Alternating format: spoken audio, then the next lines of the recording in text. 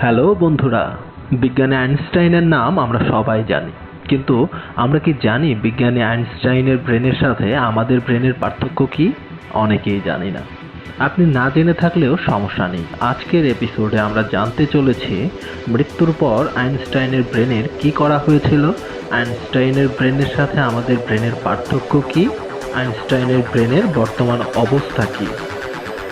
জানতে হলে ভিডিওটি অবশ্যই শেষ পর্যন্ত দেখতে হবে, আর ভিডিওটি না দেখলে আজকের এই রহস্যটি হয়তো আপনার অজানাই থেকে যাবে। কথা না বাড়িয়ে চলুন শুরু করা যাক। মৃত্যুর পর আইনস্টাইনের ব্রেন কি করা হয়েছিল? 8ই এপ্রিল 1955 সালে আইনস্টাইন নিউ জার্সিতে অবস্থিত প্রিন্সটন হাসপাতালে চিরতরে পৃথিবীকে বিদায় জানান। মৃত্যুর পূর্বে তার সেবা করার জন্য যে নার্স দায়িত্বে ছিলেন তিনি জার্মান ভাষা জানতেন না। সেই কারণেই আইনস্টাইনের মৃত্যুর সময় বলে যাওয়া শেষ বাক্যগুলো আর কখনোই জানা সম্ভব হয়নি। আইনস্টাইন চেয়েছিলেন যেন তার ক্ষেত্রে স্বাভাবিক সব দাহ প্রক্রিয়া পালন করা হয়। তবুও তার মৃত্যুর পর প্রিন্সটন হাসপাতালের প্যাথোলজিস্ট ডক্টর টমাস হার্ভিকে আইনস্টাইনের মৃত্যুর কারণ নির্ণয়ের দায়িত্ব দেওয়া হয়। ডক্টর হার্ভির কাজ শুধু মৃত্যুর কারণ নির্ণয় করা থাকলেও তিনি কারো পরামর্শ এবং অনুমতি ছাড়াই একটি সিদ্ধান্ত নিয়ে ফেলেন, যে সিদ্ধান্ত তার জীবনকে প্রভাবিত করেছে হাজার গুণে। কৌতূহলবশত হোক কিংবা অন্য যে কোনো কারণেই হোক, তিনি চাননি পৃথিবীর এত প্রসিদ্ধ একজন মানুষের ব্রেনকে হাতছাড়া করতে। তাই তিনি আইনস্টাইনের মৃত্যুর 7 কিংবা 7.5 ঘন্টার মধ্যেই আইনস্টাইনের ব্রেন মাথা থেকে বের করে ফেলেন। এখানে বলে রাখা ভালো, ডক্টর হার্ভি কিন্তু কোনো মস্তিষ্ক বিশেষজ্ঞ ছিলেন না, তিনি শুধু একজন প্যাথোলজিস্ট ছিলেন।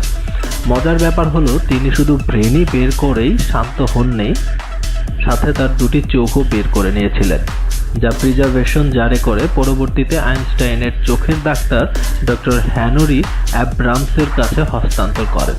ধারণা করা হয় তার চোখ জোড়া এখনও নিউ ইয়র্কের কোনো সেফটি লকের ভেতর সংরক্ষিত করে রাখা হয়েছে। আইনস্টাইনের পরিবারের কাছ থেকে ব্রেন বের করে নেওয়ার কাজ করার কোনো অনুমতি ডক্টর হার্ভির কাছে না থাকায় কাজটি ছিল সম্পূর্ণ বেআইনি। তাই বিভিন্ন জায়গায় ডক্টর হার্ভির করা এই কাজকে সরাসরি চুরি বলা হয়েছে। কিন্তু তিনি ঠিকই আইনস্টাইনের পরিবারকে বোঝাতে সক্ষম হয়েছিলেন যে তিনি ব্রেন চুরি করেননি, তিনি ব্রেন বের করে নিয়েছেন বিজ্ঞানের স্বার্থে গবেষণার জন্য। ডক্টর হার্ভি ছিলেন প্রথম এবং শেষ ব্যক্তি যিনি ইতিহাসের সব থেকে বিখ্যাত ব্রেনটি সম্পূর্ণ অবস্থায় হাত দিয়ে ধরেছিলেন, কারণ তিনি প্রথমে সম্পূর্ণ ব্রেনের সব অ্যাঙ্গেল থেকে কিছু ছবি তুলে নেন এবং তারপর ব্রেনটিকে ভাগ করে ফেলেন 240টি ব্লকে। পরবর্তীতে ব্রেনের আলাদা আলাদা অংশের কথা মাথায় রেখে এই ব্লক থেকে 1000-এরও বেশি স্লাইড তৈরি করেন তিনি। এরপর এই স্লাইডগুলোকে আলাদা আলাদাভাবে বাক্সবন্দি করে পাঠিয়ে দেন পুরো পৃথিবীর নানা গবেষকদের কাছে।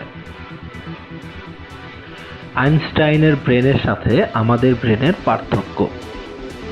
আইনস্টাইনের ব্রেন সাধারণ মানুষের থেকে ভিন্ন, এরকম হাইপোথিসিসকে পুঁজি করে গবেষণা করা হয়েছে অনেক, আর গবেষণা শেষে হাইপোথিসিসগুলো সত্যি হয়েছে প্রতিবারই। বিশ্বজুড়ে যত গবেষকরা আইনস্টাইনের ব্রেইনের স্লাইডগুলো নিয়ে গবেষণা করেছেন, তাদের গবেষণা থেকে পাওয়া তথ্য অনুযায়ী আইনস্টাইনের ব্রেনের সাথে সাধারণ মানুষের ব্রেনের ভিন্নতা এখন আমরা এক নজরে দেখে নেব। নাম্বার 1, সাধারণ মানুষের আইকিউ গড়ে 90 থেকে 110 এর মধ্যে থাকলেও আইনস্টাইনের আইকিউ ছিল 160 থেকে 190 এর মধ্যে, যা কিনা একজন স্বাভাবিক মানুষের তুলনায় অনেক বেশি। কিন্তু সবথেকে অবাক করা বিষয় হলো তার আইকিউ স্বাভাবিক মানুষের থেকে অনেক বেশি হলেও তার ব্রেনের সাইজ ছিল সাধারণ মানুষের তুলনায় ছোট। সাধারণ মানুষের ব্রেনের ভর যেখানে প্রায় 3 পাউন্ড অর্থাৎ প্রায় 1400 গ্রাম, সেখানে আইনস্টাইনের মস্তিষ্কের ভর প্রায় 2.7 পাউন্ড অর্থাৎ প্রায় 1225 গ্রাম। আসলে আমাদের মাঝে প্রায়শই বেশি বুদ্ধিমান মানে বড় ব্রেন এমন ধারণা কাজ করে। এখান থেকেই কিন্তু প্রমাণ পাওয়া যায় যে মেধা কিংবা চিন্তা করার ক্ষমতার সাথে মস্তিষ্কের আকার অথবা ভরের কোনো সম্পর্ক নেই।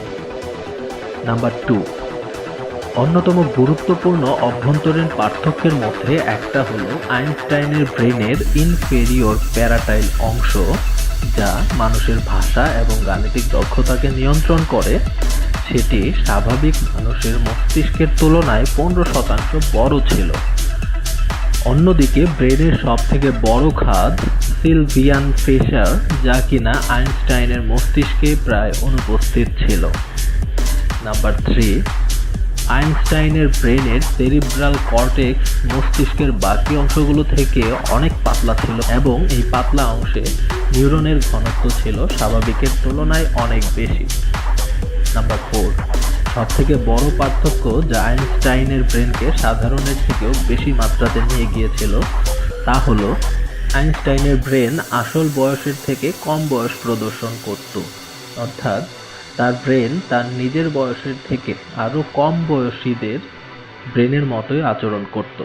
অন্যদিকে আইনস্টাইনের ব্রেনের নিউরন এবং গ্লিয়াল কোষের অনুপাত একই বয়সে মারা যাওয়া 11 জনের সাথে তুলনা করা হয়েছিল এবং দেখা যায় এই অনুপাত আইনস্টাইনের ব্রেনে অনেক গুণে বেশি।